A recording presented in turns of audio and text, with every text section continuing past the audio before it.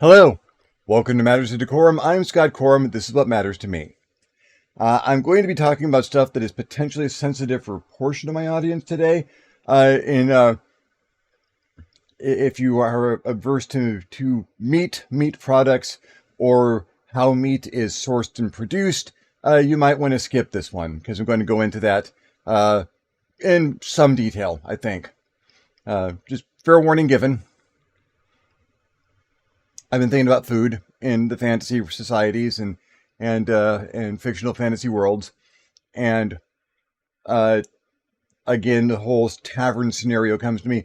A lot of the my food musings come about as tavern food, or really hearty, simple food that can be served cheaply at a tavern for the purpose of not only bringing in extra customers because, well, you're the tavern that has the food, but to see to the well-being and welfare of the clientele of the tavern. I'll get there. So, in order for my current thoughts to work out, it requires kind of a specific scenario as far as the location goes. We're going to put it in a city, a good-sized city, a tavern on the edge, a walled city. So a tavern that's kind of up against the wall or in that region. And the reason the city is walled and because the city is important is there's a war going on. And the city's close to the border. It's pretty far from the capital of the kingdom, but it's important. They've got good resources. They're a source of mineral wealth and lumber for the kingdom. So the kingdom wants to protect it. Good walls, hefty defensive force, and the kingdom's been around for quite some time. It might have gotten a little bit decadent, and they're rethinking how they prioritize things because the war is starting to stretch them a little bit thin, and decadence is expensive. When we talk about food and economics and what food costs, and that's kind of one of the cruxes of my thought here on the tavern food, is when we look at very, very primitive societies, very ancient societies, the societies that started to give us things like agriculture and animal husbandry, things like that, when we started to cultivate food instead of just go out and find it. Early on in that process, there's no part of the food that isn't food. There's no part of the plant that you don't try to find some use for. And more importantly, there's no part of the animal you don't try and find a use for. The vast majority of an animal has a use somewhere, either as food or as a product that can be used in other ways. Bones can be used as structural members or properly carved up. They can be art pieces, even weapons. As a society advances, one of the things that happens, we can see this in our own modern society, is not all of the animal is considered acceptable food anymore. No, it's all still edible. It's just that we prefer the taste of some of the more choice bits. We like the big muscly parts that turn into steaks and roasts and loins. And if you're a connoisseur, you might enjoy some of the more unique parts. Liver. The liver is always quite good and very nutritious. Not a lot of people will eat the liver. It's got a bitter taste and sort of metallic and a little gamey that people might not develop a taste for, especially if they don't have to eat it. And, there's some parts of the animal you can't eat in America because there's regulations, restrictions against it. You need to prepare them very specifically for them to not be nutritious and not cause health risks like the lungs. But These are all still foods that you source them right. You go someplace. I can buy blood sausage. If I know a good butcher, I can certainly get a good amount of blood from cows or pigs or what have you. And blood sausage is a thing. It's amazing, actually. I really like the taste of blood sausage. Uh, there's a product that you may have heard of called head cheese. If you haven't heard of it, there's a product called head cheese, which is very much what it sounds like, where the head of the animal is pretty much, once everything that is socially acceptable has been removed and processed for food, the rest of it's ground up, steamed off the skull, and turned into a somewhat gelatinous. It's delicious. A little salt and pepper, if it's not already been added, and that's good sandwich meat. But even when I was talking about it, maybe you're thinking that doesn't sound like something I want to eat. I don't want to eat the head of an animal. Well, why not? Yeah, head of an animal's got some of the good stuff in it. But the long and short of why I'm talking about food scarcity and the certain portions of the animal that become less and less acceptable is that, yes, I can go to a butcher shop and get blood and I can get it cheap. Kidneys, I can get cheap. Suet, the fat around the kidneys, I can get somewhat cheap because there's not a lot of demand for it. And they're still butchering animals right and left. They're still producing all those steaks and loins and fillets. But there's still other parts. They're there. They'll either go to waste or someone will pick them up and do something with them. Steak and kidney pie is great. So let's look at our town and look at this tavern.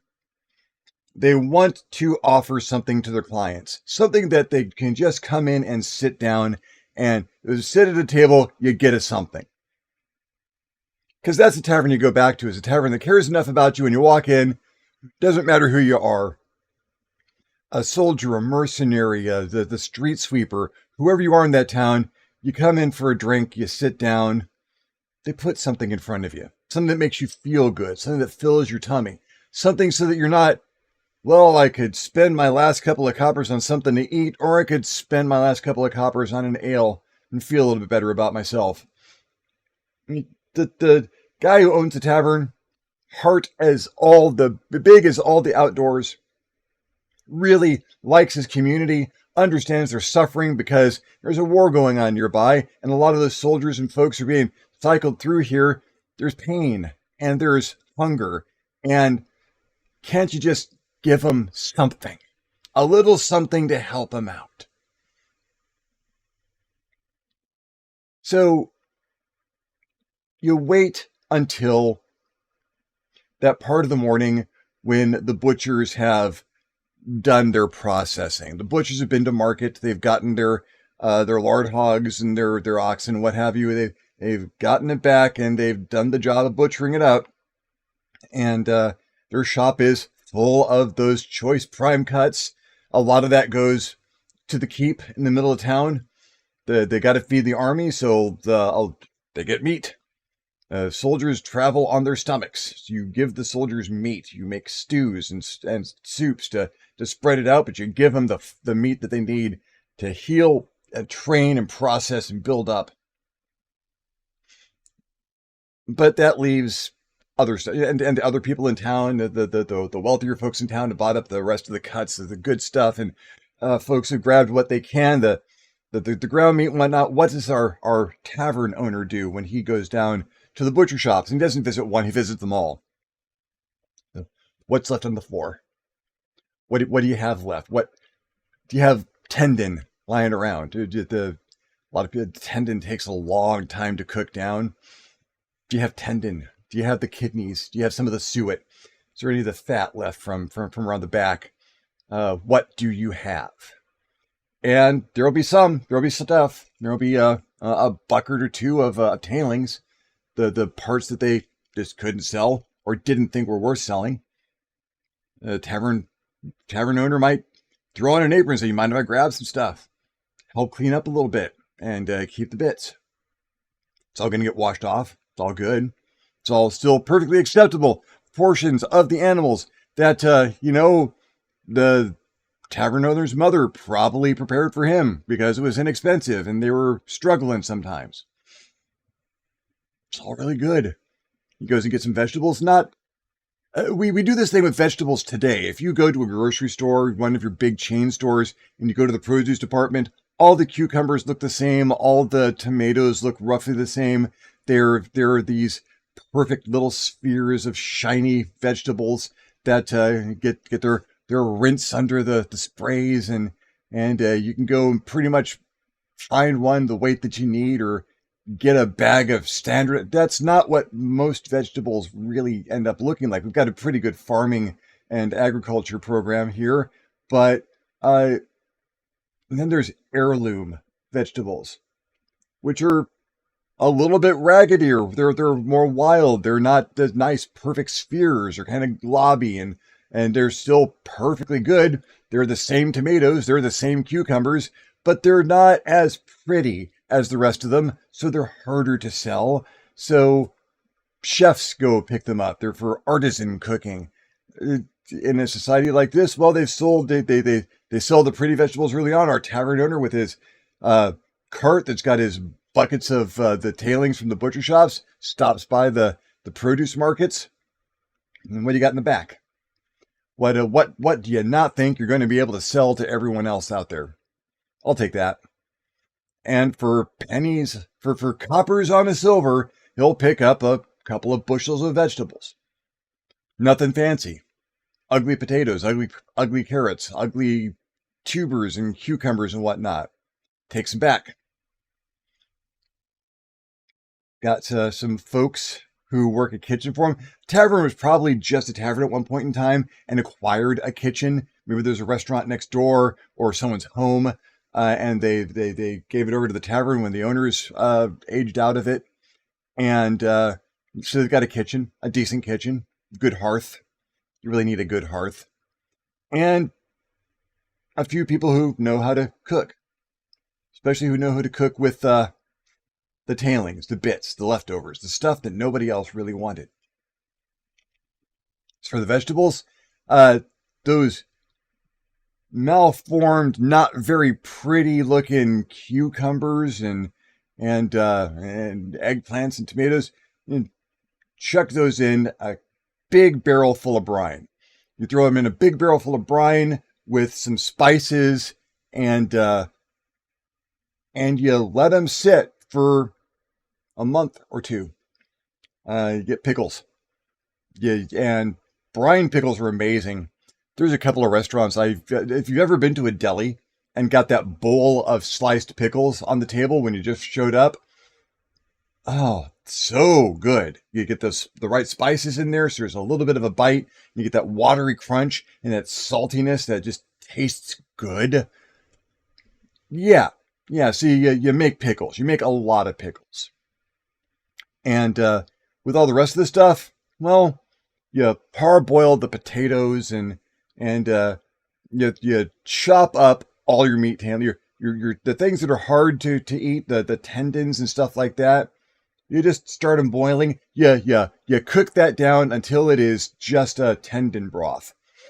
Tendon broth at room temperature is a gelatin. It's just gelatin, basically, but it's meat gelatin. It's gelatin full of flavor, and the unctuousness in the animal is in that particular portion of it. So you get all that flavor. So now I've got a pot of broth that has flavor that holds things together. It's a good binder. Everything else chopped up fine, thrown in a skillet, and heated up, cooked until it's safe. A little salt, a little pepper. And then you make bread. Bag of flour, not that particularly expensive. You got some good mills in the town. You've got agriculture going on around this town. So yeah, bag of flour, you get a bag of flour, get a couple. And over the course of a week, you go through a bag of flour. That's not bad. That's a few silvers for your week of flour. And you're constantly making a dough. Kind of a thin dough, almost bread dough, but not quite. Why not quite? Because what you're doing, you're taking that skillet full of, a skillet full of the bits of the animal that didn't get sold, that's been chopped up, seasoned, cooked down, sitting in a pool of its own fat. You throw in a handful of some cheese. Cheese is relatively inexpensive, especially newer cheeses. You get a good cheddar. You throw in a handful of that and just crumbled up, and you put your bread dough right on top of that. Just layer it in. It's a little thin, so it gets in there and kind of wraps around all the ingredients that are in there. And just take that whole skillet, put it in the oven. I'm thinking it'd be like a rye bread, something hearty, something that's got some nutritive value to it, something that's going to make you feel like you're getting something in you. End result. Let's look at a mercenary in this town. It's been a while between attacks. The mercenaries, he's lost his company. Either they moved on and he was injured and had to be left behind, or they did not make it through the last combat and he's the last survivor. What comes into the tavern? He's been recovering from an injury. He gets paid to fight and there's been no fighting. He is broke. He's down to a couple of coppers and he's figuring he's going to drink himself to death. It happens. It's how many ale can you get for these coppers? Is it enough to knock me out for the night at least? Can I just not care about things for a little while? You're going to have a lot of people like that in a town that's this close to the war. If you've never been to this particular tavern before, it seems popular. He hears the drinks are a good price. Hears good things, but he just wants to go in and get a drink. And he goes in. He hasn't eaten for a day or two, maybe more. He's got his belt tight. He's thinking about how he can cut up his boots and maybe boil those to get something out of them. And he sits down at the table in the tavern, rubbing his last two coppers together, thinking that might be two ales if this place is fair. Someone comes out, puts a bowl of pickle slices in front of him. He's like, I didn't ask for this. No, everyone gets them. Hang on a second. They come back a minute later and put a skillet, steaming hot, with fresh baked bread in it in front of him. He's like, I didn't order this. I can't afford this. He's like, no, everybody gets this, sir. It's okay. It's okay. You look hungry. Have something. You want an ale? And he puts down his coppers and, yeah, I'll have an ale. And he takes a bite of the pickles and starts salivating because there's that salt and that wet and that crunch, and his stomach wakes up and goes, oh yeah, you haven't dealt with me for a couple of days. That's really good. Do it again.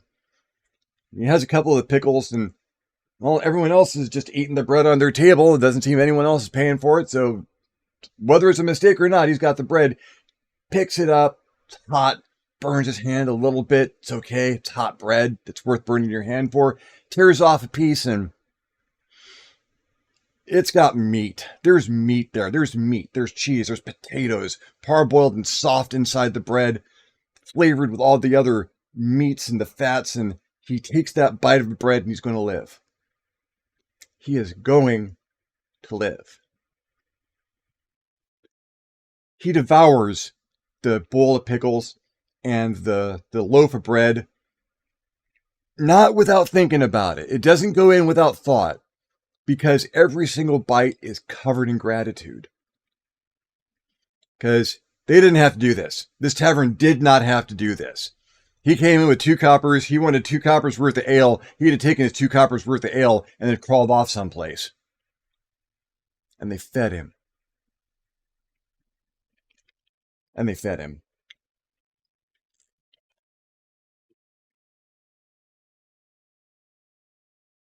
This tavern now owns a mercenary, whether they know it or not. If there's a fire at that tavern, that mercenary is the first guy up with a bucket trying to put it out.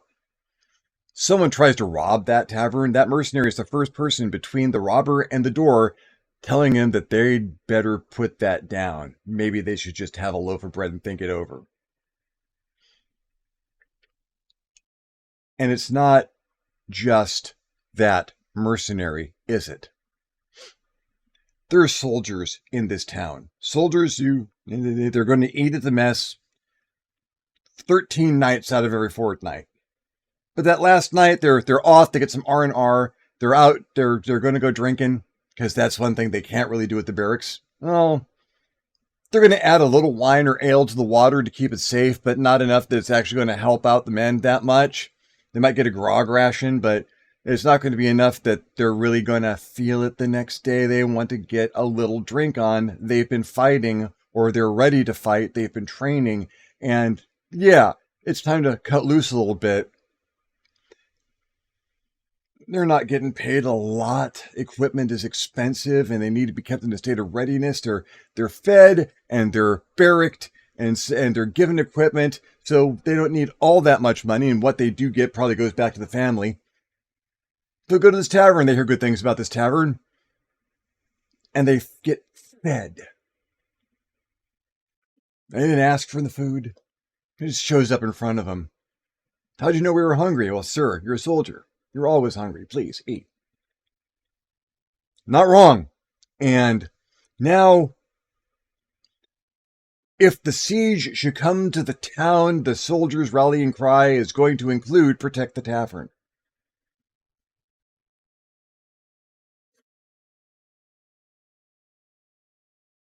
Clerics start showing up at the tavern because people are going to this tavern and they are leaving a little less dissatisfied, a little bit less grumpy, a little bit less disaffected, a little happier.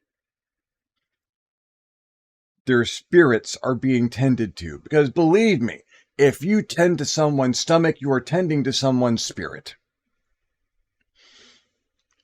And so many different deities in D&D and other fantasy worlds that deities of hearth and food and home exist based on some of the first deities that mankind worshipped. And yeah, it's, do you need anything at this tavern? Well, I'll think about it. In the meantime, you want some bread? A couple of pickles. The temples learn that there's this tavern here where if the temple is flooded, they're busy. Refugees come in, there's a war going on, or people have been hurt, there's disease, and someone comes in looking for food. They can't tend to them right now, but that person's hungry. What I want you to do is take these coppers. I want you to go to this tavern and have yourself an ale. So, but sir, I'm hungry. Believe me, the gods will provide. Go to this tavern, and have an ale. On us, please. And they'll go to the tavern with their, crying because the temple could only give them a couple of coppers, and that's not going to get them very far. They go into the tavern and boom, bread, pickles, and ale if they put down the coin. And they're taken care of for a little while. They can go back to the temple later when there's not as big of a push, when there's no rush, when the temple can properly take care of them. The tavern becomes an outreach for the gods of hearth and home. Paladins show up to the tavern. They show up to the tavern, they take off the helmets. One of those universal signs, like the cop taking off his hat when he walks into the bar. Not on duty. I am not a paladin at the moment. I am a person in armor. I came to get one of these drinks people talk so much about, and I heard there's bread.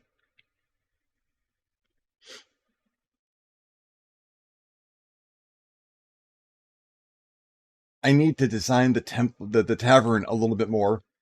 A tavern that is also a kitchen, that is also a temple, that is just a place where the simple charity that they engage in, because they don't want people to be hungry. They don't want people drinking themselves to death in the tavern. That's bad. That's bad all the way around. That brings the guard all the time. But no, it's got a little something in your stomach. Now you can drink. You come in hungry, you're not leaving hungry. We were that first loaf of bread, that's free. Just have that loaf of bread, have this bowl of pickles. Got a couple of coppers, we'll give you another one, but have this. don't be hungry right now.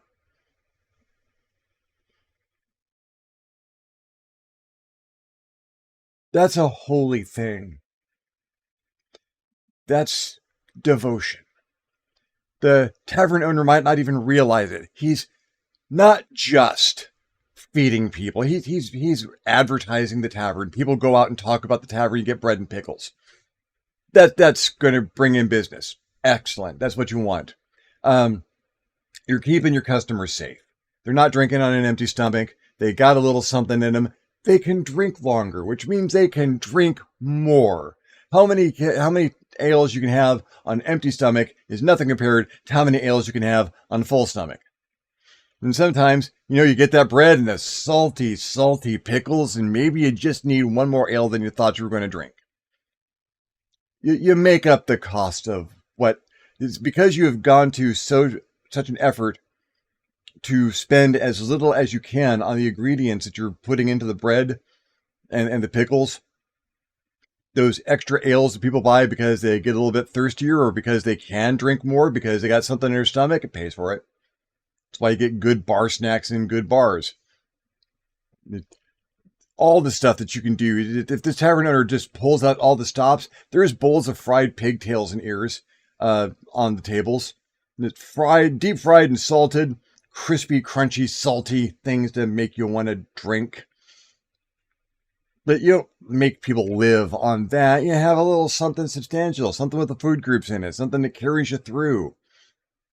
That bread with the cheese and the veggies and the meat, and then get the pickles on there. That's the food groups. That's what you need. That'll keep you alive for a night.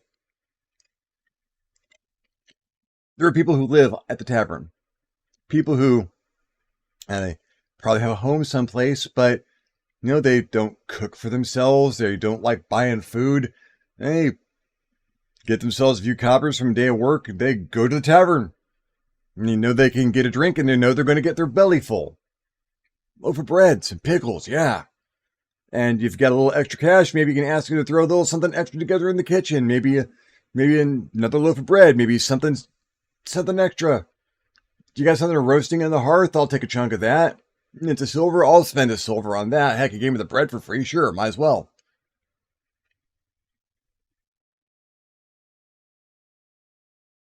I like concepts of fantasy hospitality.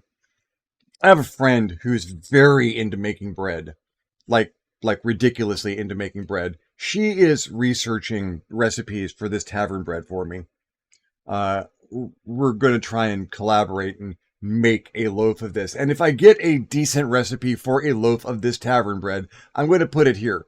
I'm going to present it here and maybe review a loaf of it. Um, I do absolutely want to make brine pickles. That's just a There's a few bar foods I really want to make at home. Brine pickles is one of them. Pickled eggs is another. Oh gosh, if you've ever had pickled eggs, they might be an acquired taste, but that's one of those bar foods that keeps people alive. The depression was really big on there always being a big purple jar of eggs on the counter. Uh, nickel, maybe less. Maybe they'll just throw one in. Here's an egg. Enjoy. And they're the purple ones. The purple comes from beet juice, and so you get beet juice and vinegar and salt in there, and it preserves the egg and makes it a little bit more rubbery, but also gives it this amazing flavor. And yeah, yeah, can you live on them? Yes. Will people hate you for it? Because you're going to produce monumental volumes of plastic melting gas? Yes, you probably will, but they're still damn good. I need to do some more cooking. That's I think that's it for this. I'll probably flesh the tavern out later, give it a name, throw some NPCs in there, and uh, I think something like that would be a good foundation piece, a good framing device for a book of recipes from times like this. So I think it's time I start working on that. This is not the first time I've ranted food for an hour or however long I've done this, half an hour, geez. And not the first time I've talked about the tavern food angle, and I think if I have any more hospital stays, I'm probably going to go way deeper into tavern food. But yeah, that seems like a project I can get behind. So, what do you think? What do you think? Should I put out a recipe book for good old fashioned tavern recipes so that you could make at home? That's the kind of thing that I'd have served in a fantasy tavern. Let me know. In the meantime, thank you very much for watching. I'm Scott Corum. This is what has mattered to me. I will see you next time on the next Matters of Decorum. Over to Uncle Drac for the outro.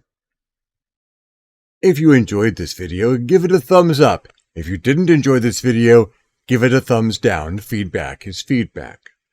If there's any other topics you would like to hear Scott talk about, questions you'd like him to answer, subjects you'd like him to cover, please leave a comment down below. He will love getting your comment, and you will love leaving him one.